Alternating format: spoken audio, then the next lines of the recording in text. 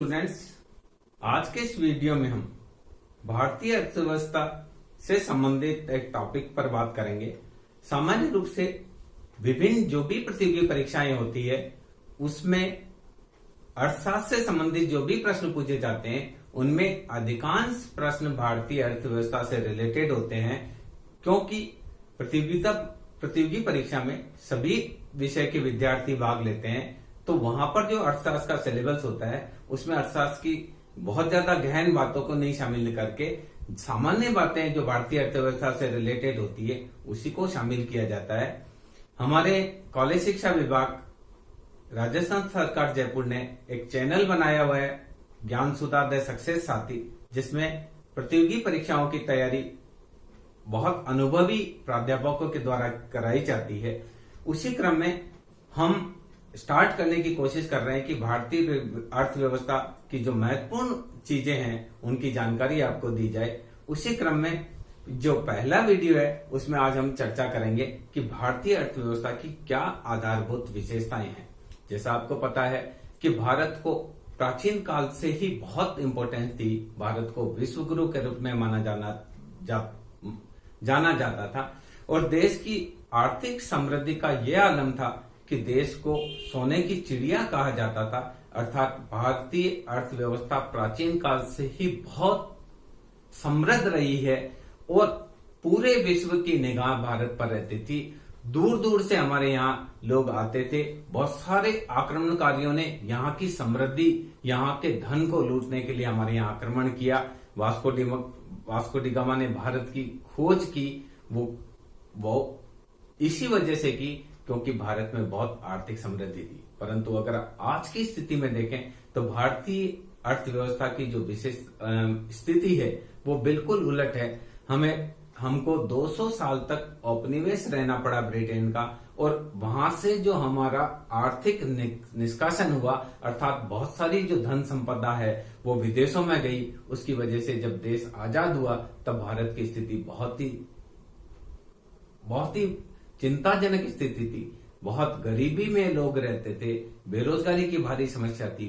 हमारे यहाँ सुई से लेके जहाज तक सभी चीजें बाहर से आती थी। उद्योग धंधे पूरी तरह से समाप्त हो गए थे।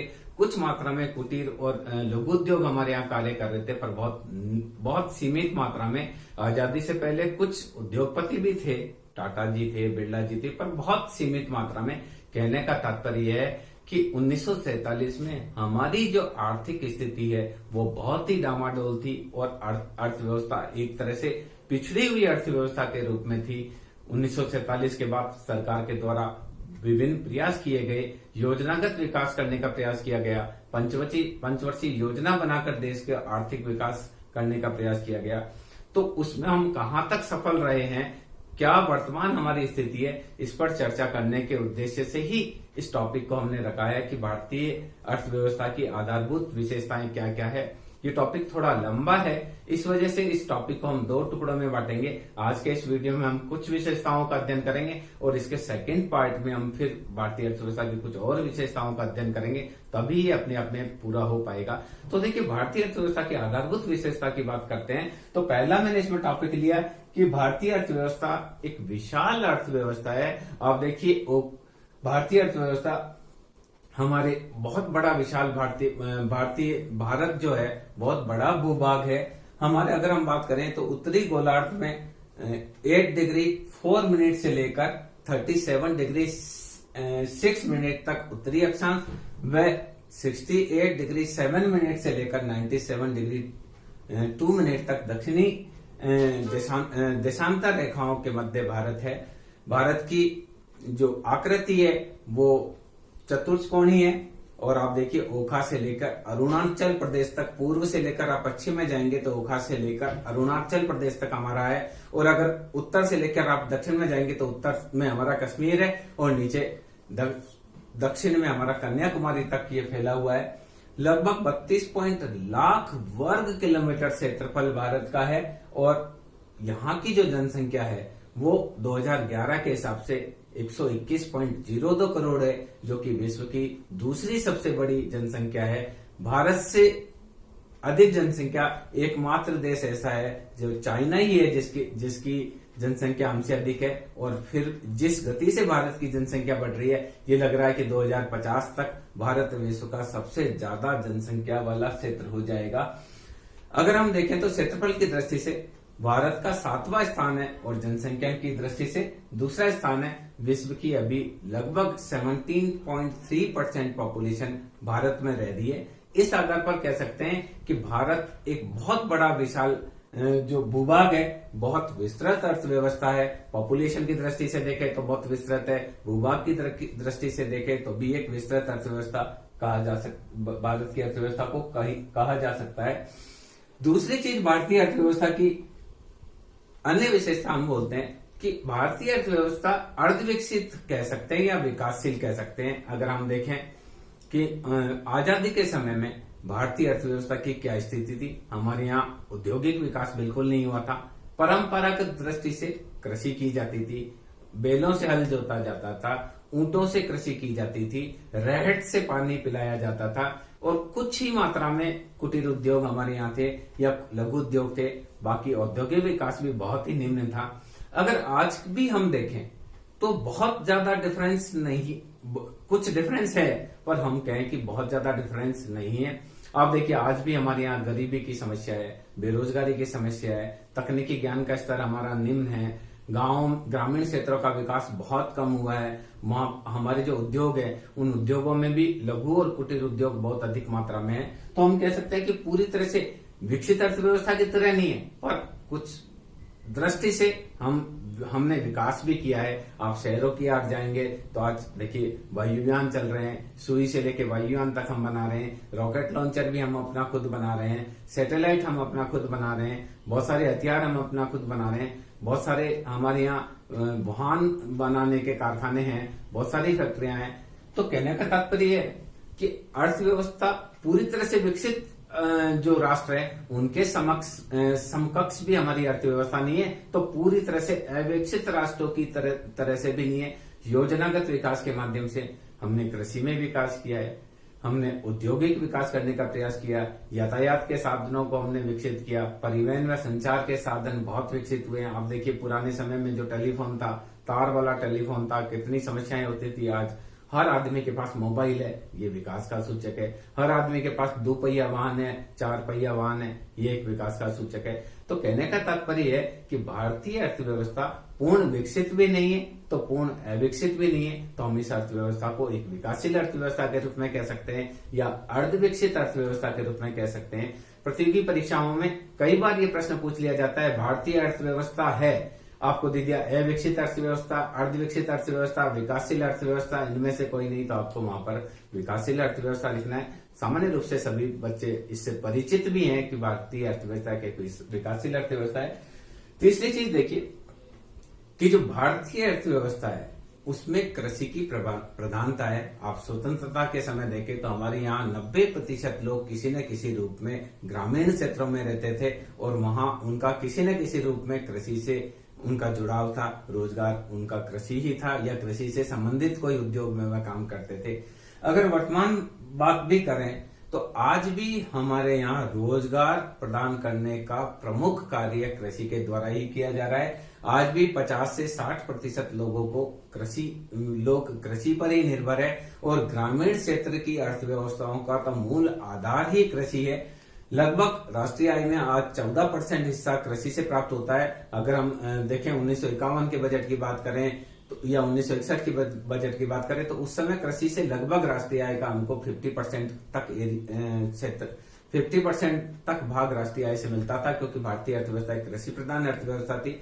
धीरे धीरे हमने उद्योग विकसित किए, हमने सेवाओं पर ध्यान दिया, फिर भी वर्तमान में भी कृषि एक महत्वपूर्ण जो रोजगार का साधन है और अर्थव्यवस्था में एक बड़ा योगदान देता है। आप देखिए अभी कल्पना की जा रही है कि लगभग भारत की जनसंख्या अभी 2021 में जो डाटा होगा उसमें लगभग 137 करोड़ के आसपास होगी, क्योंकि जो जनसंख्या की वृद्धि दर है उस वृद्धि दर के हिसाब से जो प्रोजेक्शन होते हैं, इन पूरी पॉपुलेशन को खाद्यान्न प्रदान करने में कृषि हमारा योगदान दे रही है। आज खाद्यान्न की दृष्टि से हम आत्मनिर्भर है, तो हम कह सकते हैं कि भारतीय अर्थव्यवस्था जो है मूल रूप से कृषि प्रधान अर्थव्यवस्था है, रोजगार की दृष्टि से भी कृषि प्रधान अर्थव्यवस्था है, और खाद्यान्न की आत्मनिर्भरता को देखते हैं, इतनी बड़ी पॉपुलेशन को भी ये जो हमारी कृषि है वो खाद्यान्न उपलब्ध कराने में सफल हो रही है, तो हम कह सकते हैं। इसके अलावा देखिए, हमारी जो अर्थव्यवस्था की भारतीय अर्थव्यवस्था की चौथी विशेषता हम देख सकते हैं कि औद्योगिक पिछड़ापन है और असंतुलित विकास है। हमारे यहाँ औद्योगिक रूप से बहुत अधिक पिछड़ापन है। हमारे यहाँ जो भी उद्योग है उनमें उद्योग लगाने के लिए जो मशीनें मंगवाई जाती है, सामान्य उन मशीनों का उत्पादन देश में बहुत कम होता है। अधिकतर मशीनें विदेशों से मंगाई जाती है। इसके अलावा उद्योग जो है, उन उद्योगों में अधिकांश उद्योग हमारे उपभोक्ता उद्योग है, जैसे नमकीन बनाने का उद्योग है, ब्रेड बनाने का है, सूती वस्त्र बनाने का है, चीनी बनाने का है। ऐसे सारे उद्योग उपभोक्ता उद्योग कहलाते हैं क्योंकि उनके द्वारा उत्पादित वस्तुओं का उपभोग कर लिया जाता है। तो भारतीय अर्थव्यवस्था में औद्योगिक रूप से पिछड़ी हुई अर्थव्यवस्था है। बहुत ज्यादा औद्योगिक विकास हमारा नहीं हुआ है। अभी भी सरकार बार बार हमारी औद्योगिक नीति को बदलकर प्रयास ये करती है कि ज्यादा से ज्यादा उद्योग लगाए जाए, क्योंकि जितने भी विकसित राष्ट्र हुए हैं उन्होंने जो विकसित राष्ट्र का जो दर्जा प्राप्त किया है वो औद्योगिक विकास की तर्ज पर किया है। जापान का बहुत तेजी से औद्योगिक विकास हुआ है। Germany, France, Australia, Denmark, Switzerland, Netherlands, इन सारे, अमेरिका, यूएसए, इन सभी राष्ट्रों का जो आर्थिक विकास हुआ है वो औद्योगिक विकास के चलते हुआ है। तो इस दृष्टि से हम देखें तो हमारे यहाँ औद्योगिक विकास की गति कम है। यही कारण है कि 1951 में भी हम विकासशील राष्ट्र थे और आज भी हम कहते हैं कि भारत एक विकासशील राष्ट्र है। भारत की देश की समस्या यह है कि बढ़ती हुई जनसंख्या के कारण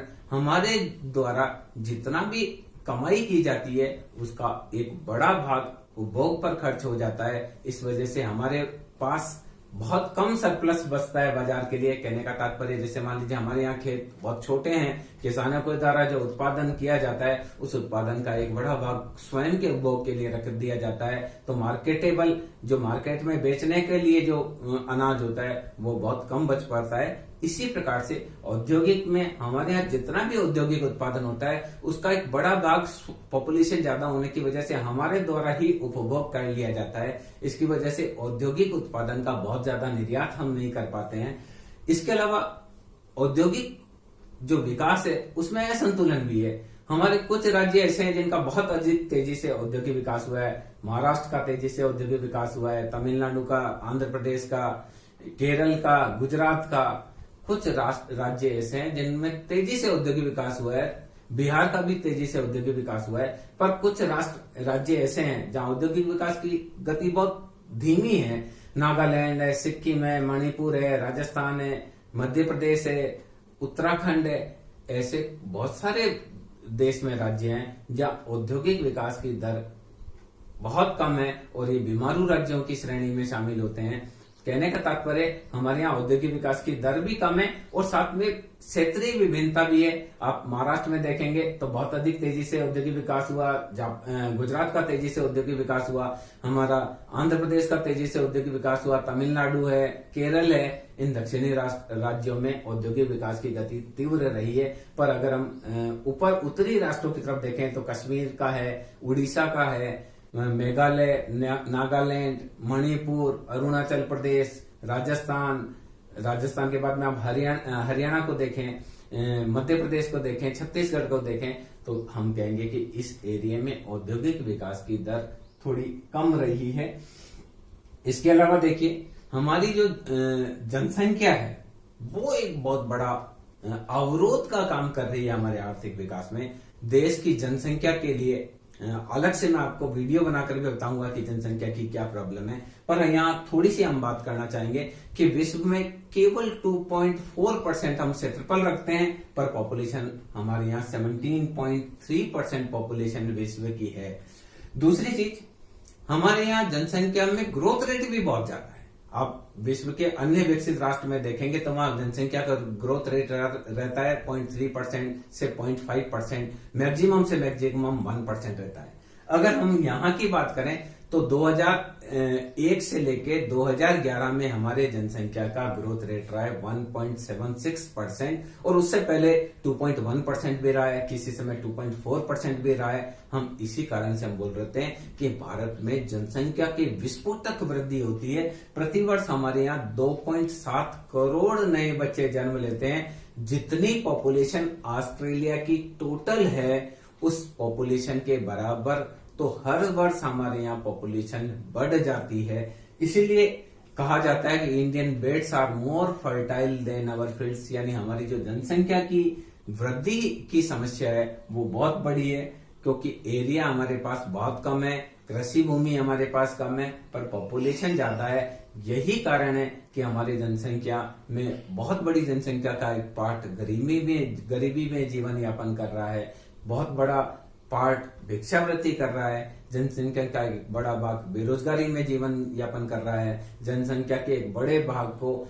जीवन की मूलभूत आवश्यकताएं रोटी, कपड़ा और मकान भी अवेलेबल नहीं है। तो यह जनसंख्या जो है हमारे यहाँ जनसंख्या की विस्फोटक वृद्धि है। जनसंख्या के बारे में और डिटेल में हम अलग से पढ़ेंगे। इसके अलावा देखिए हमारी अर्थव्यवस्था की दोहरी प्रकृति है, ये एक और विशेषता है। आप गांव में जाएंगे तो आपको लगेगा गांव में आपको आज भी बैलों से हल चलाते हुए मिल जाएंगे, जबकि शहरों में आएंगे तो चमचमाती गाड़ियां मिलेगी। गांव में आज भी बैलगाड़ी आपको चलती हुई मिल जाएगी, शहरों में आप कहीं ट्रैफिक जाम में फंसेंगे तो लगेगा कि गाड़ियां ही गाड़ियां हैं, भारत विकसित है। आप कहीं 5 स्टार होटल में जाएंगे तो वहां आपको सूट बूट पहने हुए लोग मिल जाएंगे। ग्रामीण क्षेत्र में आज भी फटेहाल कपड़े पहने हुए, धोती कुर्ता पहने हुए लोग आपको मिल जाएंगे। तो अर्थव्यवस्था की दोहरी प्रकृति है। एक तरफ तो ऐसा लगता है कि अर्थव्यवस्था बहुत विकसित है, आप चंडीगढ़ जाएंगे तो आपको लगेगा हम विकसित हो चुके हैं, बड़ी बड़ी वहां बिल्डिंगे हैं, बड़ी बड़ी सड़कें हैं, अधिकांश लोगों के पास बड़ी बड़ी गाड़ियां हैं। वहीं आप भारत के छोटे गांवों में जाएंगे तो वहां लगेगा लोगों को आज भी जीवन यापन पशुपालन पर है, डेयरी पर उनका जीवन है, कृषि पर उनका जीवन यापन कर रहे हैं, छोटे मोटे उद्योग कर रहे हैं, छोटा मोटा दुकान खोलकर वो जीवन यापन कर रहे हैं, भेड़ पालकर जीवन यापन कर रहे हैं, मुर्गी पालकर, मधुमक्खी पालकर वो जीवन यापन कर रहे हैं, या थोड़ी थोड़ी क्यारियों में सब्जियां बोकर वो कैसे अपना पेट भर रहे हैं। जनसंख्या का बहुत बड़ा भाग गरीब है, लाचार है, बहुत सारे विकलांग लोग हैं जिनके पास जीविका उपार्जन का कोई साधन नहीं है। तो हमारे यहाँ जनसंख्या में दोहरी प्रकृति है। एक तरफ लोगों के पास इतना पैसा है कि उनको काउंट करने की फुर्सत नहीं है, यानी एक तरफ लोगों के पास इतना पैसा है कि उनको जिम जाना पड़ रहा है, खूब खा लिया उन्होंने, और दूसरी तरफ जनसंख्या के लगभग 30 से 40% लोग भूखमरी में जीवन यापन कर रहे हैं, उनके पास जीने के लिए कुछ नहीं है। ये बहुत बड़ी विभिन्नता है कि दोहरी प्रकृति भारतीय अर्थव्यवस्था की है। एक तरफ लगता है कि हम बहुत तेजी से संपन्न हो रहे हैं, दूसरी तरफ अर्थव्यवस्था में आज भी गरीबी है, लोगों को दिन भर का रोजगार नहीं मिलता है, बेरोजगारी है। बहुत सारे जनसंख्या में ऐसे लोग हैं जो रोज कुआं खोदते हैं और रोज पानी पीते हैं वाली स्थिति है, अर्थात उनको जिस दिन मजदूरी मिल जाती है उनको खाने के लिए भोजन मिल जाता है, और अगर जिस दिन मजदूरी नहीं मिल पाती है उनको भूखे ही सोना पड़ता है। तो बहुत संपन्नता में विभिन्नता की स्थिति है। इसके बारे में हम अलग से विस्तार से चर्चा करेंगे। इसके अलावा देखिए हमारे यहाँ आधुनिक तकनीकी ज्ञान की बहुत कमी है। आज भी हम परंपरागत जो तकनीकी ज्ञान है उस पर बहुत सारी तकनीकी, आप देखिए कि हमारे यहाँ आज भी खेतों में जाएंगे तो बैलों से हल, ऊंटों से हल चलाते हुए लोग मिल जाएंगे। तकनीकी ज्ञान का स्तर हमारा निम्न है। उत्पादन की जो भी तकनीक है, जितने जितने हमने उद्योग लगा रखे हैं, कुटीर उद्योग लगा रखे हैं, वृहत उद्योग लगा रखे हैं, उनमें भी तकनीकी ज्ञान हमारा बहुत डाउन है। हमारे जो व्हीकल्स है वो भी देखिए बार बार सुप्रीम कोर्ट कह रहा है कि ये BS4 मापदंड लगाइए, BS5 मापदंड लगाइए, BS6 मापदंड लगाइए, अर्थात हमारी जो तकनीकी ज्ञान का स्तर है वो कहीं ना कहीं आज भी निम्न स्तर पर है। यही कारण है कि हम तेजी से विकास नहीं कर पा रहे हैं। इसके अलावा देखिए हमारे यहाँ निर्धनता का कुचक्र है। निर्धनता का कुचक्र रेगनर नर्कसे नाम के अर्थशास्त्री ने दिया। उन्होंने कहा एक व्यक्ति गरीब होता है तो गरीब होने की वजह से वो अपने बच्चों को अच्छा पौष्टिक भोजन प्रदान नहीं कर पाता है। अच्छा पौष्टिक भोजन नहीं प्रदान करने का कारण बच्चे कुपोषण का शिकार हो जाते हैं। तो वह गरीब, वो काम पर नहीं जा पाते हैं, काम पर नहीं जा पाते तो उनकी आय कम होती है, आय कम होती है तो वो और अच्छा भोजन नहीं कर पाते हैं। यानी गरीब एक व्यक्ति इसलिए गरीब है क्योंकि वह गरीब है, गरीबी है, गरीबी होने की वजह से उसका शारीरिक स्वास्थ्य अच्छा नहीं है, पौष्टिक भोजन नहीं मिलता है तो शारीरिक स्वास्थ्य खराब है। स्वास्थ्य खराब होने की वजह से वह काम पर नहीं जा पाता है, उसको कोई रोजगार नहीं देता है तो उसकी वजह से उसकी इनकम कम है, इनकम कम होने की वजह से वो गरीब है। यानी गरीबी ऐसी चीज है कि एक बार व्यक्ति गरीब हो जाता है तो ऐसी आर्थिक शक्तियां क्रियाशील हो जाती है कि उसको गरीबी को उसकी गरीबी को बनाए रखती है। इसको निर्धनता का दुष्चक्र कहते हैं। तो हम देखें भारतीय अर्थव्यवस्था में निर्धनता का दुष्चक्र चल रहा है, गरीब और गरीब होता जा रहा है। क्यों कि ऐसी आर्थिक शक्तियां क्रियाशील है कि वह वापिस जिस जीवन स्तर का वो आदी हो गया है उसी जीवन स्तर पर बनाए रखती है। आपने किसी भी मजदूर को बहुत बड़ा बंगला बनाते आपने नहीं देखा होगा। उसके दादाजी भी मजदूरी करते थे, पिताजी भी मजदूरी करते थे, वो खुद भी मजदूरी कर रहा है। कहने का तात्पर्य जो व्यक्ति गरीब होता है उसमें उसके आसपास का ऐसा वातावरण हो जाता है, ऐसा दुष्चक्र हो जाता है कि वो गरीब में रहता है। गरीब जो व्यक्ति है अपने बच्चे को अच्छे स्कूल में नहीं पढ़ा पाता है, ज्यादा वो पढ़े लिखे नहीं होते हैं तो उनको कोई अच्छा रोजगार नहीं मिलता है, बाद में उनको मजदूरी करनी पड़ती है, फिर उनको गरीबी में ही जीवन यापन करना पड़ता है। कई चीजें हैं, हम अलग से फिर डिस्कस करेंगे। इसके अलावा देखिए हमारे यहाँ पूंजी निर्माण की गति को भी हम देखें तो पूंजी निर्माण की गति भी हमारे यहाँ बहुत धीमी है। विकसित राष्ट्रों में जितना लोग कमाते हैं उसका 50 से 60% तक वो बचा लेते हैं और वो पूंजी निर्माण में कन्वर्ट होता है। हमारे यहाँ पॉपुलेशन ज्यादा है, व्यक्ति जितना कमाता है उसका 70 से 80% तो उपभोग आवश्यकताओं में खर्च हो जाता है। जनसंख्या का जो 40% लोग हैं उनके पास तो कोई बचत ही नहीं है, जितना वो कमाते हैं वही वो कम पड़ता है। अच्छे जीवन यापन की तो बात ही बहुत दूर की है। और बाकी जो लोग ज्यादा कमाते हैं उनकी भी बचत दर कम है, क्योंकि हमारे यहाँ लोगों की इनकम कम है। इनकम कम होने के साथ उनके खर्चे बहुत ज्यादा हैं, तो हमारे यहाँ पूंजी निर्माण की धीमी गति है। पूंजी निर्माण की गति धीमी होने की वजह से विनियोग की दर कम होती है, विनियोग की दर कम होने से उत्पादन की दर कम होती है, उत्पादन कम होता है तो लोगों को रोजगार कम मिलता है, रोजगार कम मिलता है तो लोगों की आय कम होती है, बेरोजगारी की समस्या होती है, अर्थव्यवस्था प्रगतिशील मार्ग पर नहीं बढ़ पाती है। तो हम ये कह सकते हैं कि भारतीय अर्थव्यवस्था की एक और प्रॉब्लम है कि हमारे यहाँ पूंजी निर्माण की गति धीमी है। हालांकि 1951 से देखें तो 2020 या 21 तक की बात करें तो हमारे यहाँ पूंजी निर्माण की गति जो 5% थी 8% हुई, 10% हुई। वर्तमान में पूंजी निर्माण की गति हमारी बढ़ी है, लगभग 30 से 40% के बीच में हमारी पूंजी निर्माण की गति बढ़ी है। ये एक सुखद संकेत है जो कि हमें ये बताते हैं कि आने वाले समय में भारत शीघ्र प्रगति कर सकता है।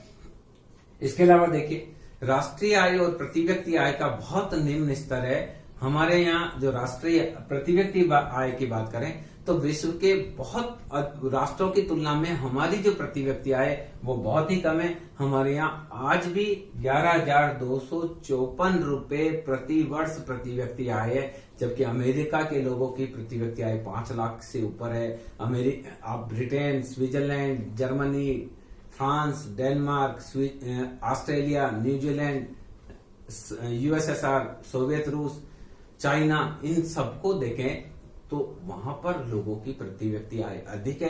प्रति व्यक्ति आय अधिक होने की वजह से वो अच्छा जीवन यापन करते हैं, उनके पास अच्छी गाड़ी भी होती है, अच्छा बंगला भी होता है, पौष्टिक भोजन भी उनको मिल पाता है, अन्य तमाम सुख सुविधाएं उनके पास होती है। पर हमारे यहाँ प्रति व्यक्ति आय का बहुत निम्न स्तर है। जनसंख्या का करीब 40% हिस्सा आज भी बेहद गरीबी में जीवन यापन कर रहा है और उनको सुबह का भोजन मिल रहा है तो शाम के भोजन का भी पता नहीं है। तो बहुत गरीबी है, प्रति व्यक्ति आय का बहुत निम्न स्तर है। और अगर विश्व के अन्य राष्ट्रों की तुलना में करें तो 100 से भी ज्यादा राष्ट्र ऐसे हैं जो प्रति व्यक्ति आय की तुलना में आय में हमारे से बहुत अधिक आगे हैं।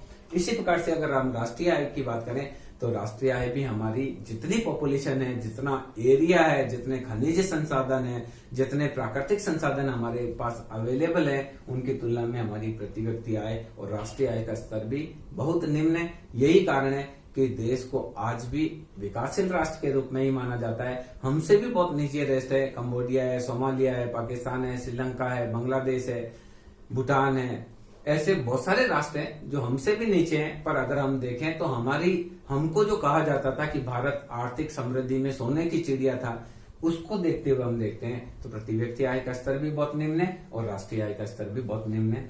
इसके अलावा देखिए हमारे यहाँ देश में व्यापक बेरोजगारी भी एक बहुत बड़ी अर्थव्यवस्था की विशेषता है। हमारे यहाँ शिक्षित बेरोजगारी का स्तर बहुत ज्यादा है और बेरोजगारी देखें तो 137 करोड़ अगर हम माने कि पॉपुलेशन है, उसमें लगभग 37 करोड़ बेरोजगारी है। और बेरोजगारी हम किसको गिनते हैं? 0 से 14 साल वाले बच्चे को हम बेरोजगार नहीं मानते। 60 साल से ऊपर वालों की पॉपुलेशन को हम रोजगार की संभावना वाला भी नहीं मानते। बाकी जो हमारी पॉपुलेशन है, जो 18 वर्ष से लगभग 60 साल तक की जो पॉपुलेशन है, उनको हम ये मानते हैं कि ये कार्यशील जनसंख्या है। उन कार्यशील जनसंख्या में से भी आप देखिए कि बहुत बड़ा भाग बेरोजगार है। कई प्रकार की बेरोजगारी हमारे यहाँ, शिक्षित बेरोजगारी है, छिपी हुई बेरोजगारी है, अर्ध बेकारी है, घर्षणात्मक बेरोजगारी है। जब हम बेरोजगारी का अलग से अध्ययन करेंगे तो उसके बारे में समझेंगे। तो ये कहने का तात्पर्य है कि हमारी अर्थव्यवस्था की एक अन्य विशेषता ये है कि हमारे यहाँ बेरोजगारी का स्तर बहुत ही अधिक है और पूरी की पूरी अर्थव्यवस्था हमारी मानसून पर डिपेंड करती है, क्योंकि भारत की जितनी कृषि है उसका आज भी केवल 33% भाग ही ऐसा है जिसको हम सिंचाई कर सकते हैं। बाकी जो पूरी की पूरी कृषि है वो मानसून पर है। पूरी अर्थव्यवस्था कृषि पर डिपेंड है, कृषि मानसून पर निर्भर है। तो कहने का तात्पर्य है कि हमारी जो अर्थव्यवस्था है मानसून का जुआ है। जब कभी हमारे यहाँ मानसून अच्छा रहता है, जब रिक्वायरमेंट होती है तभी बारिश आ जाती है, तो उस समय देश में किसान की जेब में पैसा होता है, वो मार्केट में खर्च करता है, तो मार्केट में लोगों के जेब में पैसा होता है। किसान के यहाँ उत्पादन ज्यादा होता है तो उसको कच्चे माल के रूप में प्रयोग करके औद्योगिक उत्पादन बढ़ता है, औद्योगिक उत्पादन बढ़ता है तो सरकार को टैक्स के रूप में आय प्राप्त होती है। कहने का तात्पर्य यह है कि कहीं ना कहीं पूरी अर्थव्यवस्था कृषि पर डिपेंड करती है और कृषि मानसून पर निर्भर करता है। तो पूरी की पूरी भारतीय अर्थव्यवस्था मानसून का जुआ है। जब कभी मानसून अच्छा होता है तो अर्थव्यवस्था में चारों ओर समृद्धि का काल होता है। लोगों को रोजगार भी मिलता है, लोगों की इनकम भी बढ़ती है, उत्पादन भी बढ़ता है, लोगों की खाने पीने की वस्तुएं भी अवेलेबल होती है। पर जब मानसून कमजोर होता है तो सारी की सारी चीजें डाउन हो जाती है। इसके अलावा एक और विशेषता की मैं चर्चा करना चाहूंगा, बाकी विशेषताओं की चर्चा हम सेकंड वीडियो में करेंगे। भारतीय जो समाज है आज भी रूढ़िवादी समाज है। आज भी आप गांव में जाएंगे तो वहां डॉक्टर के पास नहीं जाएंगे, वो भोपे के पास इलाज कराएंगे। गांव में आज भी मोताणा जैसी प्रथा है। आदिवासी डूंगरपुर बांसवाड़ा इलाका में जाएंगे तो किसी की मृत्यु हो जाती है तो वो वहां चढ़ोतरा करते हैं, मोताणा या मृत्यु हुई उसका दंड दीजिए, समाज को खाना करिए, इस प्रकार की है। रूढ़िवादी समाज है। गांव में आज भी लोग अंधविश्वास रखते हैं, ये मानते हैं कि ये कोई भी बीमारी है तो वो उसको डॉक्टर के पास नहीं ले जाते हैं, जो भाव आते हैं या भोपा के पास ले जाते हैं। या आज भी कोई परिवर्तन है तो उस परिवर्तन को आसानी से स्वीकार नहीं करते हैं। सरकार कहती है कि आप सब मिलकर एक साथ सामूहिक कृषि कर लीजिए, कृषक उसके लिए तैयार नहीं होते हैं। हमारी जो कंपनियां हैं वो कहती है कि आप इन खाद का प्रयोग करिए, इन बीज का प्रयोग करिए, उसके लिए हम तैयार नहीं होते हैं। आज भी जो समाज का एक बहुत बड़ा भाग है, महिलाएं हमारी आज भी घूंघट में रहती है। बहुत चीजें कही जा सकती है, पर हम मोटा मोटी हमको यह कहना है कि भारतीय अर्थव्यवस्था में आज भी समाज रूढ़िवादी है, जो परंपराओं पर चलता है। आप देखिए हमारे यहाँ शादी के नाम पर जिंदगी भर की कमाई को लुटा दिया जाता है। व्यक्ति जिंदगी भर 10-10 रुपए बचाता रहता है। मकान बनाएगा या तो उसमें फैंसी आइटम पर खर्च कर देगा या शादी में शानो शौकत पर वो पैसा खर्च कर देगा। इस प्रकार का रूढ़िवादिता आज भी हमारे यहाँ है। लोग प्रतिष्ठा को दिखाने के लिए अनाप शनाप पैसा खर्च कर देते हैं, जबकि गरीब जो है उनके पास कुछ भी नहीं होता है। फिर भी वो क्या करता है, वो प्रयास ये करता है कि मैं मध्यम श्रेणी का आदमी है उसकी कोशिश करूं, उसके बराबर जाने की, उसके बराबर खर्चा करने की कोशिश करूं। मध्यम श्रेणी वाला अमीर के बराबर कम्पिटिट करने का प्रयास करता है। यानी समाज में आज भी रूढ़िवादिता है। आज भी दहेज प्रथा जैसी समस्या है, मृतक भोज है, दहेज प्रथा है। इसके अलावा बाल विवाह की एक समस्या हमारे यहाँ है। बहुत सारी ऐसी चीजें हैं जो ये बताती है कि आज भी हमारा जो समाज है वो रूढ़िवादी है। मैं समझता हूँ कि इसमें भारतीय अर्थव्यवस्था के बारे में एक छोटी सी आपको जानकारी इसमें प्राप्त हुई होगी। अपने नेक्स्ट वीडियो में हम भारतीय अर्थव्यवस्था की कुछ और विशेषताएं आपके साथ शेयर करेंगे। Thank you.